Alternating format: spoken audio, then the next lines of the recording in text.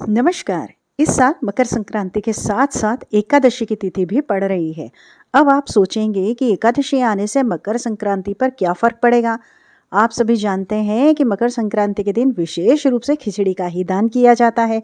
और खिचड़ी जो है यह कच्चे चावल और कच्चे मूंग की दाल से बनाई जाती है और इसी खिचड़ी का दान किया जाता है। लेकिन इसी दिन साल की पहली एकादशी भी पड़ रही है। इसलिए भक्तों के मन में यह प्रश्न भी आ रहा होगा कि इस साल खिचड़ी का दान न करें तो फिर क्या दान करें जिससे कि हमें पूर्ण फल प्राप्त हो। तो मकर संक्रांति का सीधा संबंध सूर्य से है। मकर संक्रांति उस दिन मनाई जाती है जिस दिन सूर्य देव धनु राशि से निकलकर मकर राशि में प्रवेश करते हैं। इसी को सूर्य का उत्तरायण होना भी कहा जाता है। अब इसे ध्यान से समझिए कि उत्तरायण का अर्थ केवल दिशा परिवर्तन नहीं है। इसका अर्थ है कि सूर्य की किरणें अब धीरे धीरे पृथ्वी पर सीधी पड़ने लगती हैं, ठंड कम होने लगती है, दिन बड़े होने लगते हैं और जीवन में सकारात्मकता ऊर्जा का संचार होने लगता है। यही कारण है कि हमारे शास्त्रों में उत्तरायण को देवताओं का दिन कहा गया है। और इस वर्ष सूर्यदेव 14 जनवरी 2026 बुधवार के दिन ही मकर राशि में प्रवेश कर रहे हैं। यह प्रवेश दोपहर के समय लगभग 3 बजे के आसपास हो रहा है। शास्त्र के अनुसार चाहे सूर्य का प्रवेश सुबह हो, दोपहर हो या शाम को, जिस कैलेंडर तिथि में सूर्य का मकर में प्रवेश होता है उसी दिन मकर संक्रांति मनाई जाती है। इसी कारण इस वर्ष मकर संक्रांति पूरे भारत में 14 जनवरी 2026 को ही मनाई जाएगी। इसलिए 15 जनवरी को मकर संक्रांति मानना शास्त्रीय रूप से उचित नहीं है। तो अब यहाँ तक तो बात बिल्कुल स्पष्ट हो गई कि मकर संक्रांति 14 जनवरी बुधवार को ही है। लेकिन यहीं से शुरू होती है इस वर्ष की सबसे बड़ी उलझन, क्योंकि इसी 14 जनवरी को पौष मास की जो है शक्तिला एकादशी भी पड़ रही है। और जैसे ही एकादशी का नाम आता है तो प्रत्येक श्रद्धालु के मन में तुरंत यह नियम याद आ जाता है कि एकादशी के दिन अन्न विशेष रूप से चावल वर्जित होता है। अब मकर संक्रांति और खिचड़ी का नाम एक दूसरे के बिना अधूरा है, क्योंकि सदियों से परंपरा चली आ रही है कि इस दिन कच्चे चावल और मूंग की दाल मिलाकर खिचड़ी का दान किया जाता है। कहीं कहीं खिचड़ी पकाकर दान की जाती है और घर में भी प्रसाद रूप में ग्रहण की जाती है। लेकिन जब एक ही दिन एकादशी भी हो और मकर संक्रांति भी, तब आप सभी का भ्रमित होना स्वाभाविक है। इसलिए मन में प्रश्न उठता है कि अगर खिचड़ी में चावल हैं तो एकादशी में चावल वर्जित है, तो फिर इस बार दान कैसे किया जाए। क्या मकर संक्रांति का दान अधूरा रह जाएगा? क्या खिचड़ी का दान न करने से पुण्य कम हो जाएगा? ये सारे प्रश्न जो हैं आज लाखों भक्तों के मन में चल रहे हैं। इसलिए इस वीडियो का उद्देश्य केवल जानकारी देना नहीं, बल्कि भ्रम को दूर करना और धर्म का सही मार्ग दिखाना भी है। तो एकादशी का नियम बहुत स्पष्ट है कि इस दिन चावल को खाना या पकाना और दान करना सख्त मना होता है। इसलिए भक्तों, इस वर्ष 14 जनवरी को मकर संक्रांति होने के बावजूद खिचड़ी का दान उस दिन करना उचित नहीं माना जाएगा, बिल्कुल नहीं करना है। अब यहीं पर बहुत लोग निराश हो जाते हैं। उन्हें लगता है कि अगर खिचड़ी का दान नहीं हुआ तो मकर संक्रांति तो अधूरी रह गई। लेकिन यह सोच अधूरी है, क्योंकि मकर संक्रांति केवल खिचड़ी का पर्व नहीं है। यह दान, पुण्य, सेवा और त्याग का पर्व है। और दान का वास्तविक भाव वस्तु में नहीं, भावना में छिपा होता है। तो एकादशी को साधारण एकादशी समझना बहुत बड़ी भूल होगी। यह वर्ष की पहली एकादशी होती है और इसका महत्व अन्य एकादशियों से भी अधिक माना गया है। शास्त्रों में बताया गया है कि इस एकादशी के नाम ही तिल के ऊपर रखा गया है, क्योंकि इस दिन तिल का दान, तिल का सेवन और तिल से संबंधित कार्य विशेष फल देने वाले माने गए हैं। इसलिए अब जरा ध्यान से समझिए। एक और मकर संक्रांति जिसमें तिल और गुड़ का विशेष महत्व है, दूसरी ओर शक्तिला एकादशी जिसमें तिल को मोक्षदायक बताया गया है। अब जो दो पर्व एक साथ आते हैं जिसका केंद्र बिंदु तिल हो, तो यह कोई संयोग नहीं बल्कि एक दिव्य संकेत होता है। यह संकेत हमें बताता है कि इस वर्ष मकर संक्रांति पर तिल दान का महत्व कई गुना बढ़ गया है। अब बहुत से लोग यह भी पूछते हैं कि खिचड़ी का दान क्यों इतना महत्वपूर्ण माना गया है। तो इसका उत्तर ये है कि खिचड़ी में चावल और दाल दोनों ही होते हैं, जो अन्न का पूर्ण रूप माने जाते हैं। अन्न को सभी दानों में श्रेष्ठ बताया गया है।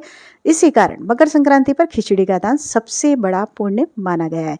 लेकिन जब शास्त्र स्वयं एकादशी के दिन चावल के दान को वर्जित कर रहे हैं तो धर्म हमें यह भी सिखाता है कि विकल्प भी धर्म का ही भाग होता है। इसलिए शास्त्र कहते हैं कि यदि किसी कारणवश मुख्य दान न किया जा सके तो उसी भाव से किया गया वैकल्पिक दान भी उतना ही फल देता है। और यही कारण है कि इस वर्ष मकर संक्रांति पर काले तिल और गुड़ का दान खिचड़ी दान के समान ही नहीं बल्कि कई गुना अधिक फलदायक बताया गया है, क्योंकि तिल को शास्त्रों में पापनाशक कहा गया है। कहा जाता है कि तिल में भगवान विष्णु का वास होता है और गुड़ में माता लक्ष्मी की कृपा मानी जाती है। जब तिल और गुड़ एक साथ दान किए जाते हैं तो वह दान केवल शरीर को नहीं आत्मा को भी शुद्ध करता है। इसलिए आप चाहें तो काले तिल और गुड़ को अलग अलग भी दान कर सकते हैं, और यदि संभव हो तो तिल और गुड़ से बने हुए लड्डू का दान करना तो और भी ज्यादा श्रेष्ठ माना गया है। अब यहाँ एक बात जरूरी हो गई है कि कुछ लोग सोचते हैं कि अगर हमने 14 जनवरी को खिचड़ी का दान नहीं किया तो 15 जनवरी को कर लें ताकि मन को संतोष मिल जाए। तो भक्तों, शास्त्रीय रूप से देखें तो 15 जनवरी को खिचड़ी का दान किया जा सकता है, उसमें भी कोई दोष नहीं है। लेकिन मकर संक्रांति का विशेष पुण्यकाल 14 जनवरी को ही होता है। इसलिए यदि आपको पूर्ण फल चाहिए तो 14 जनवरी को ही तिल गुड़ का दान करना सर्वोत्तम रहेगा। अब यह भी समझना जरूरी है कि दान केवल वस्तु देने का नाम नहीं, दान का अर्थ है अपने भीतर के अहंकार, संग्रह और लोभ का त्याग। अगर कोई व्यक्ति सच्चे मन से तिल गुड़ का छोटा सा दान भी करता है तो वह उस व्यक्ति से श्रेष्ठ माना गया है जो दिखावे के लिए बड़ा दान करता है।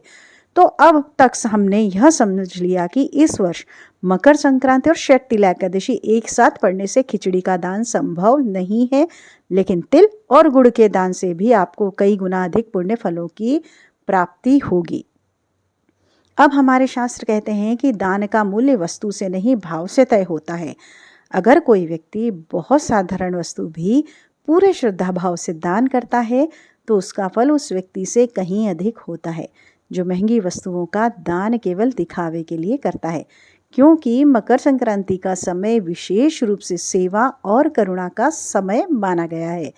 यह वही समय है जब ठंड अपने चरम पर होती है और गरीब, असहाय, वृद्ध और सड़क किनारे रहने वाले लोग इस ठंड को सबसे अधिक सहते हैं।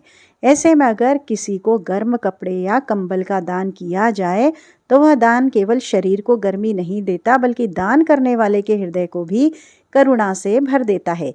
इसलिए शास्त्रों में बताया गया है कि शीत ऋतु में किया गया वस्त्र दान विशेषकर मकर संक्रांति के दिन अक्षय पुण्य प्रदान करता है। अक्षय का अर्थ है जिसका फल कभी समाप्त न हो। अब कई लोग सोचते हैं कि हमने तिल गुड़ का दान कर दिया, अब और कुछ करने की आवश्यकता नहीं है। लेकिन यदि आपकी क्षमता है तो मकर संक्रांति के दिन एक से अधिक प्रकार का दान करना अत्यंत शुभ माना गया है। जैसे तिल गुड़ के साथ कंबल, शॉल या गर्म कपड़े का दान भी आप कर सकते हैं। अब यहाँ एक बहुत महत्वपूर्ण प्रश्न आता है कि दान किसको दिया जाए। बहुत से लोग इस विषय में भी उलझन में रहते हैं। कोई कहता है कि केवल ब्राह्मण को ही दान देना चाहिए, कोई कहता है कि साधु संत को दिया जाए, तो कोई कहता है कि जरूरतमंद को देना ही सबसे श्रेष्ठ है। तो शास्त्रों का उत्तर बहुत सरल है, जहाँ वास्तविक आवश्यकता हो वहीं दान के पात्र हैं। अगर कोई व्यक्ति सच में ठंड से कांप रहा है, भूखा है, असहाय है, तो उसे दिया गया दान सीधे ईश्वर तक पहुंचता है। स्वयं भगवान श्री कृष्ण ने गीता में कहा है कि जो मेरी बनाई हुई सृष्टि की सेवा करता है वही वास्तव में मेरी पूजा करता है। इसलिए आप तिल गुड़ का दान किसी गरीब व्यक्ति को दें, कंबल किसी जरूरतमंद को दें या मंदिर जाकर पंडित जी को दक्षिणा दें। तीनों ही प्रकार का दान पुण्यदायक है। अब बात करते हैं कि दक्षिणा की। अक्सर लोग दान में केवल वस्तु दे देते हैं और दक्षिणा देना भूल जाते हैं, लेकिन शास्त्र कहते हैं कि कोई भी दान बिना दक्षिणा के अधूरा माना जाता है। दक्षिणा का अर्थ ये नहीं है कि बहुत बड़ी राशि दी जाए। दक्षिणा का अर्थ है दान में की हुई किसी भी कोई भी कमी श्रद्धा से जो है आप पूरी करते हैं। महाराज, अगर आपने तिल और गुड़ का दान किया तो उसके साथ अपनी सामर्थ्य अनुसार कुछ धनराशि भी अवश्य रखिए।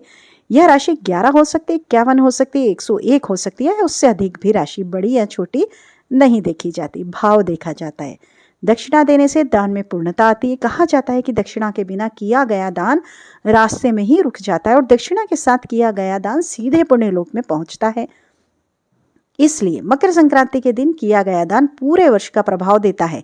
इस दिन दान किया गया एक छोटा सा कार्य भी पूरे साल शुभ फल प्रदान करता है। इसलिए हमारे पूर्वज कहते थे कि चाहे सामर्थ्य कम हो लेकिन मकर संक्रांति के दिन खाली हाथ मत रहो।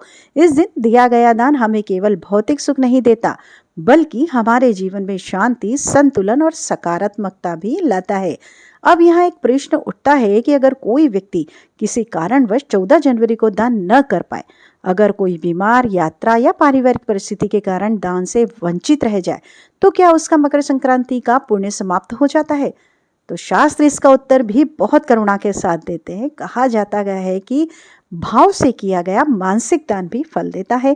इसलिए यदि आप 14 जनवरी को मन ही मन संकल्प ले कि हे भगवान, आज मैं अपनी सामर्थ्य अनुसार दान करना चाहता हूँ या करना चाहती हूँ, पर परिस्थिति के कारण संभव नहीं है, तो मेरी भावना को स्वीकार कीजिए। ऐसी संकल्प जो है आपका व्यर्थ नहीं जाता, क्योंकि धर्म इतना कठोर नहीं है, वह परिस्थिति ना समझे। ईश्वर भावना देखते हैं, साधन नहीं। अब बात करते हैं 15 जनवरी की। बहुत से लोग ये पूछते हैं कि क्या 15 जनवरी को खिचड़ी का दान किया जा सकता है? तो शास्त्रीय दृष्टि से उत्तर है कि हाँ, 15 जनवरी को खिचड़ी का दान किया जा सकता है। उसमें कोई दोष नहीं है, क्योंकि उस दिन एकादशी नहीं है।